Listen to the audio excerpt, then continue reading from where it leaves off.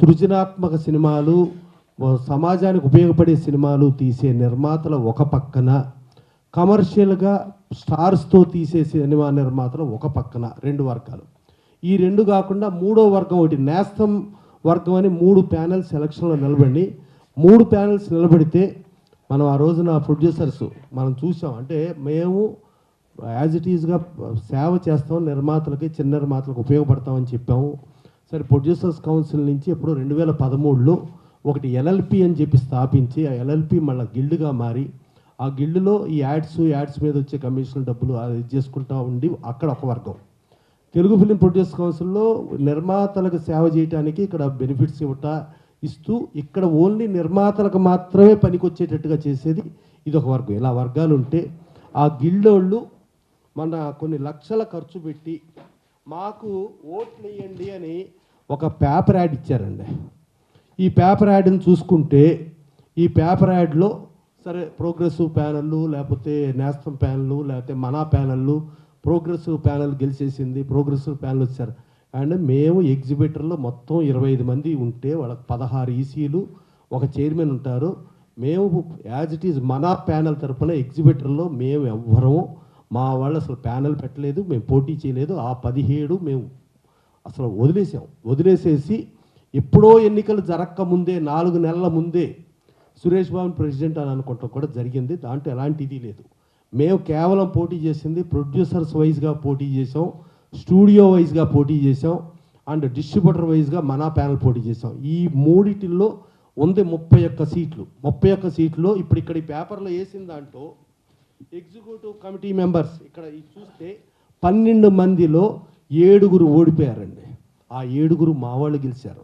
అది కూడా టాప్ మెజారిటీస్లో గెలిచారు. అందరూ 2, 3, 4, 8, 9, 10, 11, 12 పొజిషన్లో మా వాళ్ళు గెలిస్తే 1, 5, 6, 7, 10 పొజిషన్లో వాళ్ళు గెలిచారు.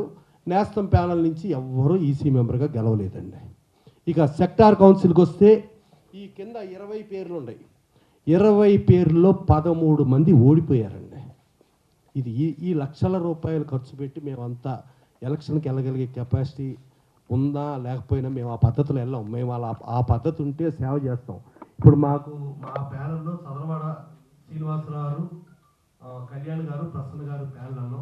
సరే, చదలవాడ శ్రీనివాసరావు గెలిచారు, ప్రసన్న గారు గెలిచారు, కళ్యాణ్ గారు గెలిచారు, అత్యధిక మెజారిటీతో వైవిఎస్ చౌదరి గారు గెలిచారు, అలాగే మోహన్ వట్టపట్ల గారు గెలిచారు. 7 గెలిచారు.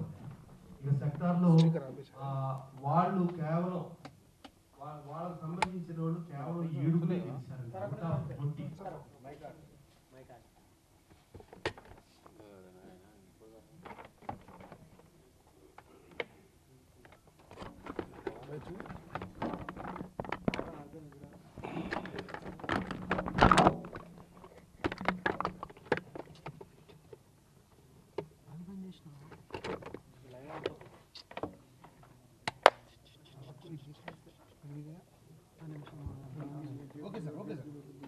ఒక నిమిషం 9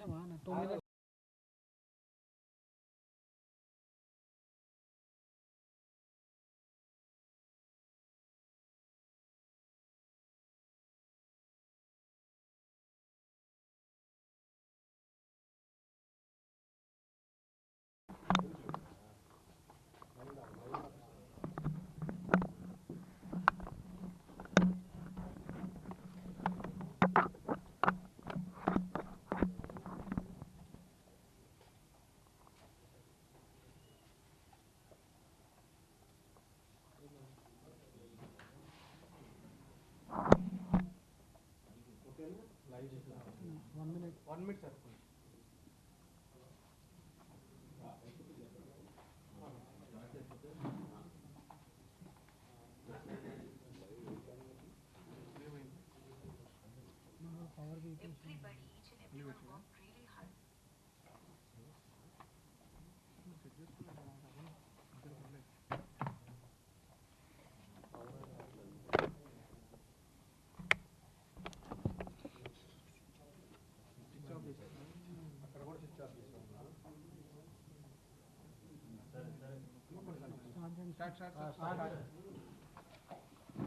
యాజ్ ఇట్ ఈజ్గా అంటే ప్రోగ్రెసివ్ ప్యానెల్ గెలిచింది, మనా ప్యానెల్ గెలవలేదు అని మన మీడియా సైడ్ కానీ ఇతరత్ర మాట్లాడటం జరిగింది. వెరీ క్లియర్గా చెబుతున్నాం, మేము 17 మంది ఎగ్జిబిటర్ల దానికి మేము పోటీ పడలేదు. పోటీలో మన ప్యానల్ అనేది లేదు. ఈవెన్ అక్కడ ప్రోగ్రెసివ్ ప్యానల్ అని కూడా ఎవరు ఇవ్వలేదండి. యాక్చువల్గా వాళ్ళు ఏదో ఒక ప్యానల్ వేసుకున్నారు, 16 మందిని వేసుకున్నారు. 16 మందిలో కూడా వాళ్ళు మళ్ళీ వేరే నెంబర్లు చేసి మళ్ళీ ఇద్దరిని ఓడగొట్టి 14 మందిని గెలిపించుకొని మళ్ళీ ప్యానెల్లో లేని వాళ్ళని ఇద్దరిని గెలిపించుకొని ఆ రకంగా జరిగింది. సో 16కి ఎగ్జిబిటర్కి మేము పోటీ పడలేదు. Very clear. మేము పోటీ పడింది ప్రొడ్యూసర్స్ ప్యానెళ్ళు, స్టూడియో ప్యానెళ్ళు, డిస్ట్రిబ్యూటర్ ప్యానెల్, ఈ మూడిటికే మన ప్యానెల్ పోటీ చేయడం జరిగింది. మనకి ప్రొడ్యూసర్స్ ప్యానెల్లో చూసుకుంటే ఆంధ్రజ్యోతిలో క్వార్టర్ పేజీ యాడ్ అనేది కేవలం ఇదేది ప్రోగ్రెసివ్ ప్యానెల్ అని చెప్పి పెట్టుకున్నారండి. ఈ ప్రోగ్రెసివ్ ప్యానెల్ వాళ్ళు ఇప్పుడు కూడా కౌన్సిల్లో మెంబర్లు, ఛాంబర్లో మెంబర్లు. కానీ కౌన్సిల్కి వచ్చే యాడ్స్ ఇన్కమ్ వాళ్ళు అక్కడ తీసుకుని ఆ యాడ్స్ ఇన్కమ్తో లక్షలాది రూపాయలు ఖర్చు పెట్టి యాడ్లు వేయగల కెపాసిటీ వాళ్ళకు ఉందండి. మా కౌన్సిల్కి వచ్చే డబ్బుల్లో పైసా ముట్టుకునే రైట్ మాకు లేదండి. ఇది కేవలం మా సభ్యుల వెల్ఫేర్కి, మా సభ్యులకు మాత్రమే వాడాలి. మేము ఎక్కడ ఒక పైసా ముట్టుకునే రైట్ మాకు లేదు. ఆ సభ్యుల్లో కూడా మేము ప్రోగ్రెసివ్ ప్యానల్, ఈవెన్ గిల్డ్ అని వెళ్ళిపోయిన మెంబర్లకు కూడా మేము ఇస్తాం. డెఫినెట్గా వాళ్ళకు కూడా మేము చేస్తాము. సో అలాంటి చేసే ఇదిలో ఇవాళ ప్రోగ్రెసివ్ ప్యానల్లో పైన అల్లు అరవింద్ గారు, సురేష్ బాబు గారు, దిల్ రాజు గారు. అల్లు అరవింద్ గారు, సురేష్ బాబు గారు ఇద్దరు ఇండస్ట్రీలో చాలా పెద్ద వ్యక్తులు, ప్లస్ డిజిటల్ కూడా వాళ్ళ కంట్రోల్లో ఉన్న వ్యక్తులు, ప్లస్ థియేటర్స్ కూడా వాళ్ళ కంట్రోల్లో ఉన్న వ్యక్తులు. అలాగే దిల్ రాజు గారు ప్రభుత్వ పరంగా తెలంగాణ ఎఫ్డిసి ఎంటైర్ సినిమా ఇండస్ట్రీకి film development, TV and film development కార్పొరేషన్కి చైర్మన్గా నియమించబడి ప్రభుత్వానికి సంబంధించిన దిల్ రాజు గారు. ఈ ముగ్గురు మహానుభావులు వ్యక్తులు ఉన్నారు. ఉన్నప్పుడు కూడా ఉండి వాళ్ళ ప్యానల్ వేశారు. 12 మంది అనుకుంటే 12 మందిలో 7 ఓడిపోయారు, 5 మాత్రమే గెలిచారు. ఇక్కడ 20 మంది ప్యానల్ వేశారు. 20 మందిలో కేవలం 7 మాత్రమే గెలిచారు, 13 మంది ఓడిపోయారు. మేము ఆ రోజున కూడా ఎలక్షన్ మీటింగ్లో చెప్పినప్పుడు కూడా వెరీ క్లియర్గా చెప్పాం, మీ చేతిలో థియేటర్లు ఉన్నాయి, చిన్న సినిమాలకు థియేటర్లు ఇవ్వండి. మీ చేతిలో డిజిటల్ ఉంది, డిజిటల్ ఫ్రీ చెయ్యండి. పక్కన ఇంగ్లీష్ సినిమాకి డిజిటల్ పైసా తీసుకోవటం లేదు, హిందీ సినిమాలకు చాలా తక్కువ ఉంది, తెలుగు సినిమాలకి ఇలా ఎందుకు తీసుకుంటున్నారు? మీ చేతుల్లోనే ఉన్నాయి కదా, తీసేయండి. ప్లస్ ఈవెన్ మనం ఒక మిషన్కి చూసుకుంటే 15% సంవత్సరానికి డిప్రిసియేషన్ అనుకుంటే 7-8 సంవత్సరాలకు అది చచ్చిపోద్ది. ఇంకా దానికి ఆ మిషన్కి వాల్యూ ఉండదు. అలాంటిది 15 ఏళ్ళు పైగా ఉండగా కూడా ఇంకా పెరుగుతూ ఇవన్నీ ఎందుకు? మీరు అది తీసేయండి. అలాగే చిన్న సినిమా నిర్మాతలకు అలాగే శుభ్రంగా థియేటర్లు పర్ఫెక్ట్గా ఇవ్వండి. అలాగే ప్రభుత్వం కూడా మీ చేతిలోనే ఉంది కదా, ప్రభుత్వ పరంగా మీరు సబ్సిడీలు ఇప్పించండి, ప్రభుత్వ పరంగా ఏదైనా జిఎస్టీ బెనిఫిట్ ప్రొడ్యూసర్స్కి ఇప్పించండి. ఇవన్నీ చేస్తే మేము ఈ రోజు కూడా పోటీ నుంచి విత్డ్రా అయిపోతామని చాలా క్లారిటీగా చెప్పాం. సరే అది జరగలేదు, సరే పోటీలో ఉన్నాం. పోటీలో ఉన్న తర్వాత కూడా మేము వాళ్ళ 12లో మేము 7 గెలిచాం, వాళ్ళ 20లో వాళ్ళు 13 మంది ఓడిపోగా మేము 12 మందిని గెలిచాం. ఇంకొక ప్యానెల్ వాళ్ళు ఒకళ్ళ సెక్టార్లో గెలిచారండి. ఈసీలో అయితే 3వ ప్యానెల్ ఎవరో గెలవలేదు. ప్లస్ ఆ 2 ప్యానెల్స్ కూడా కొంచెం ములాఖాతే ఒకరికొకరు అండర్స్టాండింగ్లోనే చేసుకున్నారు, అలా జరిగింది. ఇప్పుడు అట్లా ప్యానెల్స్ పరంగా చూసుకుంటే మా ప్యానెల్లో గెలిచిన ఈసీ మెంబర్లో 2, 3, 4, 8, 9, 11, 12 పొజిషన్లో మా వాళ్ళు గెలిచారండి. వాళ్ళ ప్యానెల్లో 1, 5, 6, 7, 10 పొజిషన్స్లో వాళ్ళు గెలిచారండి. ఇక 20 మంది సెక్టార్ కౌన్సిల్ మెంబర్లో మా ప్యానెల్లో 1, 2, 3, 4, 5, 6, 8, 9, 10, 14, 15, 17 పొజిషన్స్లో మా వాళ్ళు గెలిచి 12 మంది గెలిచి సెక్టార్ చైర్మన్గా ఏకగ్రీవంగా సురేందర్ రెడ్డిని ఎన్నుకోవడం జరిగిందండి.